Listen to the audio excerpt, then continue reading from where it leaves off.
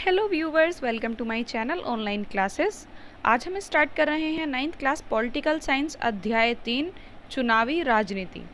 इसमें हम topic wise पढ़ेंगे। वीडियो बहुत शॉर्ट बनाई है मैंने ताकि आप बोर ना हो और सारे इम्पोर्टेंट टॉपिक्स इसमें हैं। तो सबसे पहले हम पढ़ेंगे कि चुनाव होते ही क्यों हैं, ये जो वोटिंग सिस्टम है ये आखिर है ही क्यों। तो आप सोचिए कि आप अपनी फैमिली में ले लीजिए, अगर अपनी फैमिली में आपसे अलग अलग सबसे पूछा जाए कि आज खाने में क्या बनाएं, तो सारे बहन भाइयों में और सब में बहस हो जाएगी।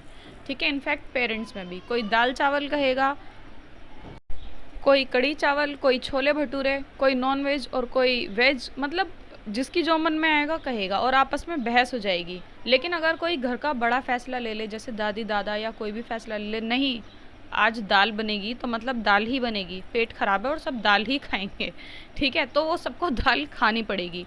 तो मेरा बताने का मतलब ये है कि जब इतना बड़ा देश चलाया जाता है, उसमें फैसले लेने होते हैं जो सबके लिए अच्छे हों, सबके लिए ठीक हों, तो एक एक से थोड़ी पूछा जाएगा बताइए आपको ये पसंद है या नहीं, आपको पसंद है या नहीं। तो इसलिए वोटिंग करा ली जाती है। वोटिंग से क्या होता है, सरकार बनती है और फिर वो सरकार फैसले लेती है सबके हक में कि सब के लिए क्या अच्छा है, क्या चीज़, कौन सी योजनाएं सबके लिए बराबर फिट होंगी। तो एक पर्सन ले लिया जाता है, जैसे कि हमारे देश में सबसे ज़्यादा जो पावर है वो प्राइम मिनिस्टर की होती है और वही पूरे देश के लिए फैसले लेते हैं, मतलब योजनाएं बनाते हैं जिससे कि सबका फ़ायदा हो। अब हम इसके कुछ पॉइंट्स पढ़ लेते हैं कि चुनाव की ज़रूरत हमें होती ही क्यों है। नंबर 1, अपने लिए कानून बनाने वाले का चुनाव। ठीक है, कि हमारे लिए कौन कानून बनाएगा। अब इतने सारे करोड़ों लोग हैं, कौन कानून बनाएगा, इसका चुनाव करना भी तो ज़रूरी है कि कौन हमारे लिए कानून बनाएगा। तो नंबर 1 तो ये हो गया। नंबर 2, सरकार बनाने और बड़े फैसले करने वाले का चुनाव, कि सरकार किसकी बननी चाहिए। अब हर कोई सत्ता में आना चाहता है, पावर में आना चाहता है, हर किसी को पावर चाहिए, तो सभी सरकार बन के बैठ जाएंगे। तो इस चीज़ का भी तो चुनाव होना चाहिए ना, कि आखिर सरकार में कौन आना चाहिए और किसकी सरकार बननी चाहिए, इसलिए चुनाव होते हैं। और नंबर 3, सरकार और उसके द्वारा बनने वाले कानूनों का दिशा निर्देश करने वाली पार्टी का चुनाव। ठीक है, कि जो सरकार बनेगी उसका दिशा निर्देश कौन करेगा, वो सरकार ठीक चलेगी या नहीं चलेगी, उसको रास्ता कौन बताएगा, तो उसका भी चुनाव। तो आप मानिए कि कुछ चुनाव तो डायरेक्ट होते हैं और कुछ चुनाव इनडायरेक्ट होते हैं। तो जो डायरेक्ट चुनाव होते हैं पब्लिक में, जैसे कि प्राइम मिनिस्टर का चुनाव हम खुद करते हैं ना, अपने प्रत्याशियों को उठाते हैं, हमें पता होता है कि अगर हमने इस वाली पार्टी को वोट देंगे तो प्राइम मिनिस्टर कौन बनेगा। जैसे कि अभी पिछली बार जब चुनाव हुए थे उसमें बीजेपी का प्राइम मिनिस्टर नरेंद्र मोदी थे और अगर कांग्रेस पार्टी जीतती तो उसमें प्राइम मिनिस्टर राहुल गांधी होते। तो हमें पता होता है कि कौन प्राइम मिनिस्टर बनेगा। ये तो हो गए डायरेक्ट वाले चुनाव। और कुछ चुनाव अलग से होते हैं, जैसे कि राष्ट्रपति के लिए चुनाव हम नहीं करते। जो संसद में जो लोग बैठते हैं वो खुद अपना राष्ट्रपति चुनते हैं कि वो राष्ट्रपति किसे बनाना चाहेंगे। ठीक है, तो 2 टाइप्स के ये हो गए। अब आपको पता चल गया कि चुनावों की ज़रूरत क्यों पड़ती है। इसके बाद हमें पढ़ना है कि हमें कैसे पता चलेगा कि ये जो चुनाव हो रहे हैं ये लोकतांत्रिक तरीके से हो भी रहे हैं या नहीं। लोकतांत्रिक तरीके से मतलब पूरे अच्छे तरीके से। हमारा देश लोकतांत्रिक है ना, जहाँ पे हर किसी को अपने विचार रखने का, खुल के जीने का अधिकार है। तो वो लोकतांत्रिक तरीके से हो भी रहे हैं अच्छे तरीके से, या बस घूस दी जा रही है, पिटाई की जा रही है, वोट देने के लिए सारे काम हो रहे हैं। तो कैसे पता चलेगा इस बात का, तो देखो नंबर 1, पहला, हर किसी को चुनाव करने की सुविधा हो। इससे क्या मतलब है, इससे मतलब ये है कि हर किसी को वोट डालने का अधिकार हो। ऐसा नहीं होना चाहिए कोई अमीर है या गरीब है या किसी नीची जाति का है या ऊंची जाति का है तो उस हिसाब से वोटिंग होगी, या फिर कोई बहुत ज़्यादा अमीर है तो उसके वोट की वैल्यू ज़्यादा होगी और कोई गरीब है तो वोट की वैल्यू कम होगी। ऐसा कुछ नहीं है, हर किसी को वोट डालने का अधिकार होना चाहिए। पहला तो ये लोकतांत्रिक चुनाव तभी माना जाएगा। नंबर 2, चुनाव में विकल्प उपलब्ध हों, मतलब ऑप्शन होने चाहिए। ऐसा नहीं हम वोटिंग करने जा रहे हैं और वहाँ पे सिर्फ एक ही ऑप्शन वहाँ पे दिया हुआ है, इस पर बटन दबाना, तो वो वोटिंग कहाँ से हुई, ये तो पागलपंती हो गई। एक ही बटन को बार बार दबा के आते रहेंगे तो वो वोटिंग कहाँ से हुई। वहाँ कुछ ऑप्शंस होने चाहिए जिसमें से हम अपने पसंद वाले व्यक्ति को नेता बनना देखना चाहते हैं और उस पर हम बटन दबाएंगे। ठीक है, तो चुनाव में विकल्प उपलब्ध हों। नंबर 3, चुनाव का अवसर नियमित अंतराल पर मिलता हो। इससे क्या मतलब है कि चुनाव का अवसर नियमित अंतराल पर मिलता हो, मतलब ये जैसे कि हमारे यहाँ लोकसभा चुनाव, हमारे देश में, भारत में लोकसभा चुनाव हर 5 साल में होते हैं ना। पहले आई थिंक 2014 में हुए थे और अभी 2019 में हुए थे जब बीजेपी सरकार जीती थी। तो हर 5 सालों में होते हैं चुनाव। ऐसा तो नहीं होता कि कोई पार्टी जीत गई और जीत के अपनी कुर्सी पे ही बैठ गई जम के और फिर कहने लग जाए अब तो चुनाव 50 साल बाद होंगे, अब तो हम जीत गए, ठीक है, या अब 5 साल की जगह 10 साल बाद होंगे। कोई भी पार्टी जीते, कुछ भी हो, लेकिन चुनाव हर बार 5 सालों में होने ही होने हैं। ऐसे किसी देश में 6 साल में, किसी देश में 10 साल में, वो उनकी अपनी मर्जी है कि वो कितने सालों में चुनाव करवाते हैं, लेकिन एक नियमित अंतराल पर होते हैं, मतलब एक फिक्स्ड टाइम होता है, तभी हम मानेंगे कि चुनाव लोकतांत्रिक तरीके से हो रहे हैं। उसके बाद नंबर 4 आता है लोग जिसे चाहे वास्तव में चुनाव उसी का होना चाहिए। ऐसे नहीं होना चाहिए हम वोट तो किसी और को दे के आ रहे हैं लेकिन जीत रहा कोई और है। जिसको वोट दे के आ रहे हैं वही जीत रहा है, तो इसका मतलब चुनाव लोकतांत्रिक हैं। नंबर 5, चुनाव स्वतंत्र और निष्पक्ष ढंग से कराए जाने चाहिए। ऐसा नहीं कि बाहर जो है पिटाई हो रही है, जो वोट डालने आ रहे हैं उनको पीटा जा रहा है या कूटा जा रहा है या फिर पैसे दिए जा रहे हैं कि अंदर जाके उसी बटन को दबाना है जिसको हम कह रहे हैं। तो ऐसा कुछ नहीं है। चुनाव स्वतंत्र और निष्पक्ष ढंग से कराए जाने चाहिए, तभी माना जाता है कि चुनाव लोकतांत्रिक हैं। इसके बाद हमारा टॉपिक आता है कि चुनाव की हमारी प्रणाली क्या है, मतलब हमारे देश में चुनाव किस प्रकार से होते हैं, क्या क्या होता है, इस बारे में हमें बताना है। तो हमारे यहाँ लोकसभा और विधानसभाओं के चुनाव होते हैं जो कि हर 5 साल में होते हैं। लोकसभा चुनाव जिसमें प्राइम मिनिस्टर बनाए जाते हैं और विधानसभा चुनाव होते हैं जिसमें हमारे राज्य के सीएम बनाए जाते हैं। अगर आप दिल्ली से हैं तो मैं आपको एग्जांपल दे दूं, पूरे देश के जो चुनाव हुए थे वो थे लोकसभा चुनाव जिसमें मोदी जी जीते थे। उसके बाद हुए थे विधानसभा चुनाव, जैसे कि दिल्ली में सीएम बने थे अरविंद केजरीवाल, तो वो विधानसभा चुनाव थे, ठीक है। तो हमारे यहाँ पर क्या होता है, लोकसभा और विधानसभा चुनाव होते हैं जो कि हर 5 सालों में होते हैं और 5 साल बाद सभी चुने हुए जो कैंडिडेट्स होते हैं, जो भी लोग जीतते हैं उनको कैंडिडेट्स कहते हैं, ठीक है। जो भी कैंडिडेट्स होते हैं सबका कार्यकाल खत्म हो जाता है और कार्यकाल खत्म होने के बाद फिर से चुनाव होते हैं। इसके बाद टॉपिक आता है इसमें ही कि चुनाव की हमारी प्रणाली क्या है। सबसे पहले चुनाव क्षेत्र क्या है। तो देखिए, देश को चुनावी हिसाब से कई हिस्सों में बांट दिया जाता है। अब आप हिस्से बांटने का मतलब ये मत समझिएगा कि जगह जगह दीवारें लगाई जाती हैं या फिर दरवाजे लगा दिए जाते हैं, मतलब एक काल्पनिक आधार पर बांट दिया जाता है क्षेत्र वाइज, कि इस क्षेत्र में ये वाला नेता खड़ा होगा, इस क्षेत्र में ये वाला नेता खड़ा होगा। उस हिसाब से आपने देखा होगा कि जैसे दिल्ली में चुनाव होते हैं, यूपी के अलग होते हैं, हरियाणा के अलग होते हैं, तो ऐसा थोड़ी होता है कि बॉर्डर लगा दिया जाता है, सिर्फ वो एक नाम होता है कि बांट दिया जाता है। तो क्या होता है, देश को चुनावी हिसाब से कई हिस्सों में बांट दिया जाता है और इन बटे हुए हिस्सों को कहते हैं निर्वाचन क्षेत्र।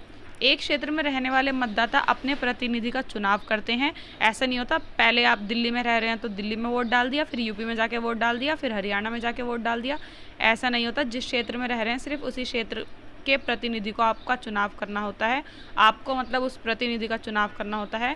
लोकसभा चुनाव के लिए देश को 543 निर्वाचन क्षेत्रों में बांटा जाता है। 543 निर्वाचन क्षेत्रों में बांटा जाता है, मतलब हम कह सकते हैं लोकसभा में 543 सीटें होती हैं, ठीक है। हर एक क्षेत्र से चुने हुए प्रतिनिधि को संसद सदस्य कहा जाता है। जो भी चुना जाता है उन 543 सीटों पर हर किसी को क्या कहते हैं, संसद का सदस्य।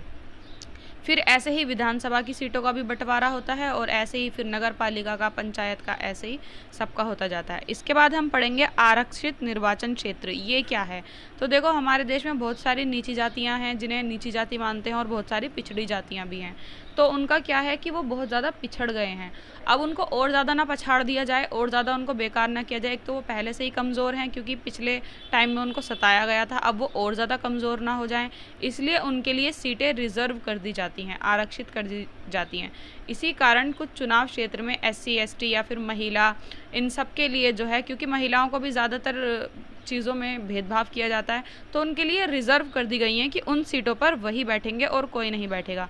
जैसे कि आप यहाँ पे इस वीडियो में देख सकते हैं, यहाँ पर जो वाइट कलर में है वो जनरल कैटेगरी है, जो ग्रीन कलर में है वो आरक्षित अनुसूचित जनजाति है और जो रेड कलर में है वो अनुसूचित जाति है। ठीक है, ये सारी ग्रीन और रेड वाली रिजर्व सीट है। अब कौन से क्षेत्र में कितनी सीटें हैं वो आप यहाँ पे पढ़ सकते हैं। वैसे लोकसभा में टोटल 84 सीटें हैं जो अनुसूचित जातियों के लिए हैं और 47 सीटें अनुसूचित जनजातियों के लिए हैं। इन सीटों पर कोई और नहीं बैठ सकता, सिर्फ यही बैठ सकते हैं। ठीक है, इनको कहते हैं आरक्षित निर्वाचन क्षेत्र। इसके बाद आता है मतदाता सूची। मतदाता सूची क्या होता है? तो ये वो वाली लिस्ट होती है जिसमें सारे नाम लिखे होते हैं, वोटर्स के नाम लिखे होते हैं कि कौन कौन वोट दे सकता है। मतदाता सूची हर 5 सालों में न्यू बनाई जाती है, क्योंकि 5 सालों में बहुत सारे लोगों की डेथ हो जाती है, उनका नाम काटा जाता है, और बहुत सारे लोग ऐसे होते हैं जो 18+ हो जाते हैं तो उनका नाम उसमें चढ़ाया जाता है। इसलिए हर साल ये नई बनाई जाती है। और इसमें क्या होता है कि 18 वर्ष की उम्र से जितने भी बड़े व्यक्ति हैं वो सब वोट डाल सकते हैं, बस उनका दिमाग ठीक होना चाहिए और वो बहुत ज़्यादा खूनखार क्रिमिनल नहीं होने चाहिए। ठीक है, तो जिनका दिमाग ठीक नहीं होता, दिमागी रूप से कमज़ोर होते हैं या फिर बहुत ज़्यादा खूनखार क्रिमिनल होते हैं, तो कई मामलों में उनको वोट डालने का अधिकार नहीं होता, उनसे वोटिंग छीन ली जाती है। ठीक है, इसके बाद आता है उम्मीदवारों का नामांकन। अब हम पढ़ेंगे नेताओं के बारे में कि ये जो नेता खड़े होते हैं निर्वाचन क्षेत्र से पब्लिक की भलाई करने के लिए, तो ये जो नेता होते हैं पब्लिक की भलाई करने के लिए ये जो खड़े होते हैं, तो इनका नामांकन कैसे होता है, मतलब इनको किस किस क्वालिटी की ज़रूरत पड़ती है। तो सबसे पहली क्वालिटी है कि अनपढ़ और पढ़ा लिखा कुछ भी नहीं है। ठीक है, इसमें ऐसा कुछ नहीं है कि इतना ग्रेजुएट होना चाहिए या कोई डिग्री, कुछ नहीं है। अनपढ़ हो या पढ़ा लिखा कोई भी उम्मीदवार हो सकता है। सेकंड, 25 ईयर्स से ज़्यादा का होना चाहिए। ठीक है, और नंबर 3, कोई क्रिमिनल ना हो। जिस पार्टी को चुनाव चिन्ह मिल जाता है और समर्थन मिल जाता है, मतलब जिस पार्टी को मौका मिल जाता है उस क्षेत्र से खड़े होने का, तो उसे आम भाषा में टिकट कहते हैं। आपको पता भी है, कहते नहीं है कि उस क्षेत्र से उस व्यक्ति को टिकट मिला है, वहाँ से उसे टिकट मिला है। जैसे कि दिल्ली से सीएम के पद पर अरविंद केजरीवाल को टिकट मिला, इस तरीके से आम भाषा में उसको टिकट कहते हैं। अब हम आते हैं चुनाव अभियान। अब टोटल चुनाव अभियान हम पढ़ेंगे कि चुनाव अभियान में होता क्या है। तो राजनेता चुनाव प्रचार करते हैं। आपको पता ही है चुनाव से पहले कितनी ज़्यादा मेहनत करते हैं, रोड पे घूमते रहते हैं, भाषण देते हैं, बहुत सारे वादे करते हैं। हम आपकी सड़कों को खूब चिकना कर देंगे, हम पेड़ उगा देंगे, हम आपके जो है सारी चीज़ अच्छी कर देंगे, स्कूल कॉलेज, ये वो बहुत सारे भाषण देते हैं और बहुत सारे वादे करते हैं। क्यों? ताकि लोग उनको वोट करें। एक दूसरे पर कई बार आरोप भी लगाते हैं, अपनी अपोजिट पार्टी पर आरोप भी लगाते हैं ताकि दूसरी पार्टी को लोग वोट ना दें। पैसे खर्च करते हैं, अपना एक नारा बना लेते हैं। नारा बनाने का मतलब है जैसे कि 1971 में इंदिरा गांधी के नेतृत्व में, जब इंदिरा गांधी प्रधानमंत्री बनी थी, तब उनके नेतृत्व में एक नारा लगाया गया था, गरीबी हटाओ, गरीबी हटाओ। गरीबी हटी अब तक? नहीं। तो ये सिर्फ नारे होते हैं और कुछ नहीं होता। जैसे कि 1977 में जयप्रकाश नारायण के नेतृत्व में जनता पार्टी ने नारा दिया था, लोकतंत्र बचाओ। और आजकल एक फेमस नारा है बीजेपी का, बताइए कौन सा नारा है? चलो कमेंट बॉक्स में बताना। चलो मैं ही बता देती हूँ, अच्छे दिन आएंगे। ये बीजेपी का नारा है जिससे बीजेपी फेमस है और जीत भी गई है। और इसमें क्या होता है चुनावी अभियान में? इसमें नेता प्रचार में ये सब नहीं कर सकते। मतलब क्या क्या नहीं कर सकते? नंबर 1, घूस नहीं दे सकते, धमकी नहीं दे सकते। पैसे या फिर धमकी, मार पिटाई करके वो किसी से ये नहीं कह सकते कि आप हमें वोट दीजिए। नंबर 2, जाति धर्म के आधार पर वोट नहीं मांग सकते। नंबर 3, लोकसभा चुनाव में 25 लाख और विधानसभा चुनाव में 10 लाख रुपए से ज़्यादा खर्च नहीं कर सकते। नंबर 4, चुनाव प्रचार के लिए किसी धर्म स्थल का प्रयोग नहीं कर सकते। जैसे मस्जिद या फिर मंदिर या फिर गुरुद्वारे, चर्च, किसी भी जगह में वो जाकर उसका प्रचार नहीं कर सकते, ऐसे किसी धर्म स्थल पर, या और भी कोई धर्म स्थल हो वहाँ पर भी। ठीक है। नंबर 5, सरकारी वाहन, विमान या अधिकारी किसी का भी उपयोग नहीं कर सकते। इसके बाद आता है लास्ट स्टेप, मतदान और मतगणना। वैसे आप खुद बताइए कि इसमें से क्या क्या हैं जो नेता नहीं करते। इसमें जितनी चीज़ें लिखी हैं नहीं करते, क्या नेता ऐसा करते हैं या नहीं करते? कमेंट बॉक्स में ज़रूर बताना। चलिए इसके बाद हम आते हैं मतदान और मतगणना। ये हमारा लास्ट स्टेप होता है बिल्कुल, क्योंकि इसके बाद वोटिंग हो जाती है और फिर वोटिंग खुलती है। फिर क्या होता है, जिसे हम चुनाव का दिन कहते हैं, एक तारीख तय कर दी जाती है, फिक्स कर दी जाती है, और उस दिन वोटिंग होती है। और वोटिंग होती कहाँ पर है? स्कूलों में और सरकारी बिल्डिंग्स जो होती हैं उसमें होती है।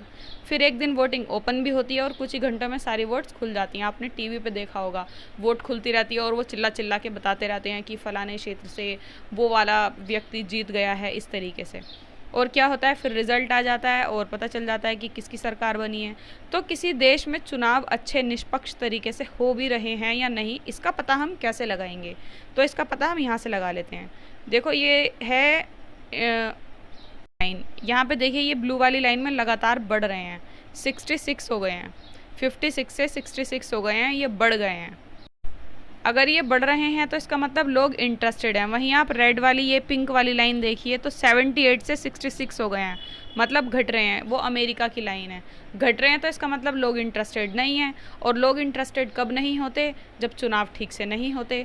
तो हम कह सकते हैं कि हमारे देश में चुनाव में जो वोटिंग है वो बढ़ रही है, लोग और ज़्यादा इसमें इंटरेस्टेड होते जा रहे हैं। तो इसका मतलब हमारे देश में चुनाव जो हैं वो निष्पक्ष तरीके से हो रहे हैं, हम ऐसा कह सकते हैं। अगर आपको वीडियो अच्छा लगा हो तो वीडियो को लाइक करें, फ्रेंड्स के साथ शेयर करें, और बैकग्राउंड में जो इतना सारा म्यूज़िक बज रहा है उसके लिए सॉरी। मिलते हैं नेक्स्ट वीडियो में। Bye guys.